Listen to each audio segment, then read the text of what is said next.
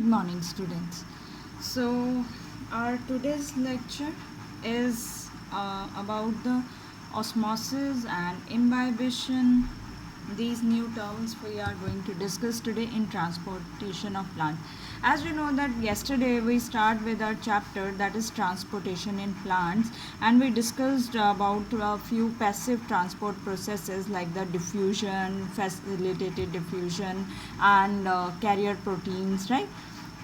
So today we yesterday we talk about the basically solute particles, but the today's lecture is all about the water molecules, the movement of water molecules basically, which are also known as the solvent particles. So movement, let's start with our today's topic, that is osmosis, right?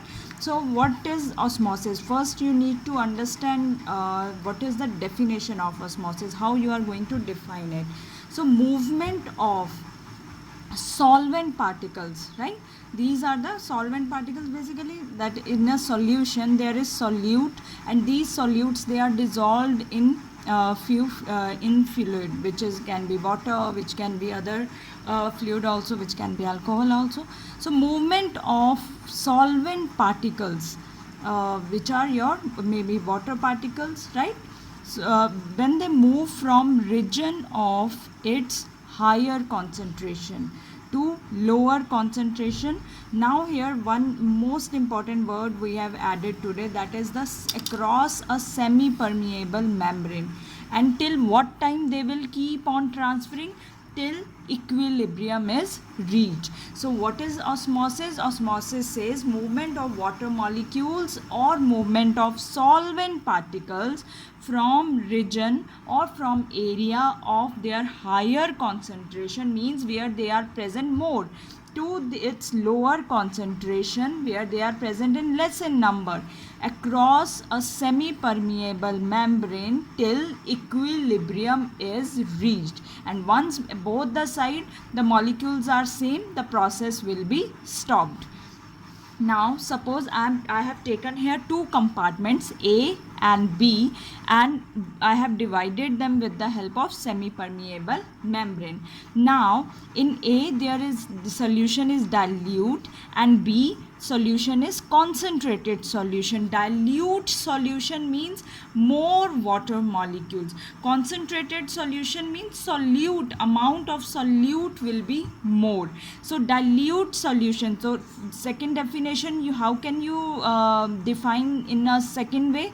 The movement of osmosis is the movement of solvent particles from dilute to concentrated solution. That is also known as osmosis.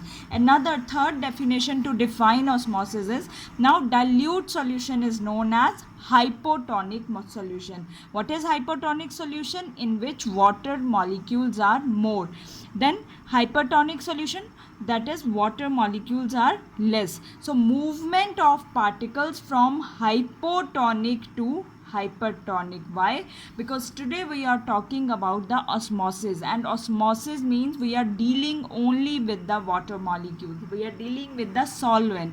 So movement from hypotonic to hypertonic solution, movement from dilute solution to concentrated solution. Or just for your concept, just remember one thing, that where one side solvent particles or water particles will be more, and on the another side it will be less. So movement will be always from its higher concentration to lower concentration, right?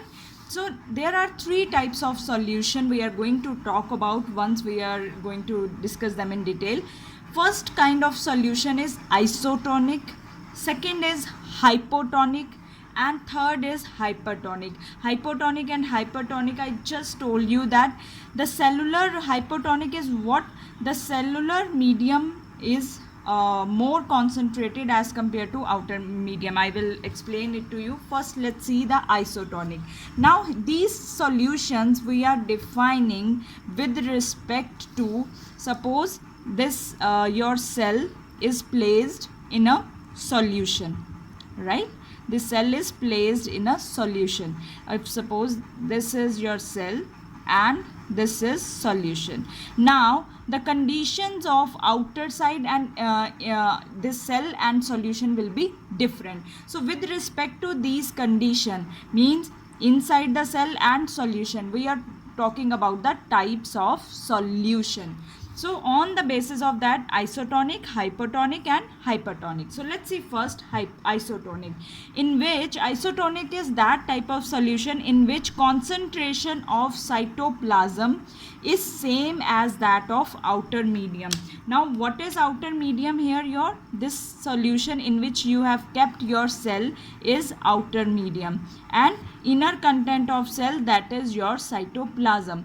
When these both content, they are same in their molecules, or their concentration, the solution is known as isotonic. Again I am repeating, the concentration of cytoplasm, when it is same as that of solution or the outer medium in which you have kept your cell, that is called isotonic. It means there will be no net movement. In isotonic, there will be no net movement of molecules. Clear? Let's come to the hypotonic. Hypotonic means cellular medium inside the cell is more concentrated as compared to the outer medium. Means if this is your cell, here inside your cell, this water molecules, they are less, more concentrated. Now more concentrated means water molecules, they are less, and outer medium, water molecules, they are more. Now you suggest me that from where to where the movement should be taken place. The movement will takes place from outer medium to inner side, because water molecules, they will move from higher to lower side. So when cellular medium is, means inside the cell, it is more concentrated as compared to outer medium, the solution is this solution is known as hypotonic. So that is what I told you, that hypotonic means water molecules are more. Now third condition, hypertonic. Inner medium, this is our cell, we have kept it in a outer medium. Inner medium of cell is less concentrated, means inner medium, water molecules, that is more, and in outer medium, water is less. So this kind of solution is known as hypertonic, means outside water molecules less and inner side water molecules are more. Now let's take an specific example of a cell, which is your plant cell. I'm taking here specific now plant cell example to define isotonic, hypotonic and hypertonic solution. If you are clear with these terms, hypotonic means outside more water molecules, hypertonic means inside the cell has more water molecules. Now look, if you are clear with these definitions, then look at the example of plant cell. Isotonic means very clear, concentration of inside the cell, plant cell, and outside the medium, both are same, so no net movement of the molecules because both sides they are balanced. Hypertonic, now you place your plant cell in the hypotonic solution. What is hypotonic solution? Outside water molecules are more and inside water molecules are less. So where are arrows going? Arrows, they are moving towards inner side of the cell, mean water will move from outside to inner side, because inner side condition is hyper and outer side water molecules are more, and the condition is known as hypotonic. The process which takes place here is known as endoosmosis. Endoosmosis is when movement of molecules takes place inside the cell from outer medium. Endo means, I am writing it here, endo means inside, and osmosis, you know that, movement of solvent particles or movement of water molecules. So when water molecules move from outside medium to inner side, the process is known as endoosmosis. And when water will move, only when the outside water molecules are more and inside the condition is that they have less water particles. So outer condition is hypotonic, inner side it is hyper. Whenever you are receiving or cell is receiving water, now it will become bigger in size, means it will become little turgid. Turgid you can correlate with the rigid. It will become now turgid or swell. It will swell because it is continuously now receiving the water.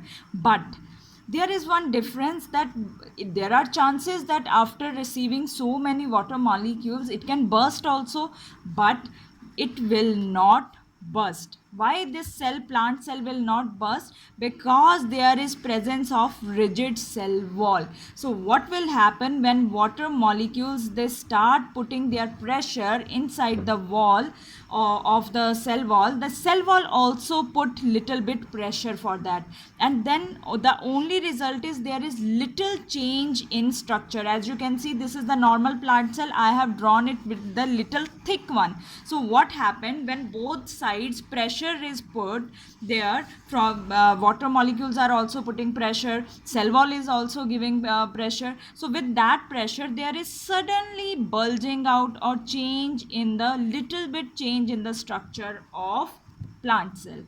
That is the condition. But if it is animal cell, then it will burst, because animal cells, they do not have cell wall, right? So this point is very, very important, that if plant cell is placed in hypotonic condition, what will happen to cell? First thing you have to write, the process will occur, that is endoosmosis. Endoosmosis means water will start moving inside the cell.